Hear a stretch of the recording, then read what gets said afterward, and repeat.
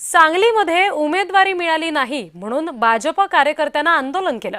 उमेदवारी दुसऱ्याला दिली म्हणून महिला कार्यकर्तीला अश्रू सुद्धा अनावर झाले। आमदारांच्या कार्यालयामध्येच ठिय्या आंदोलन करण्यात आलं।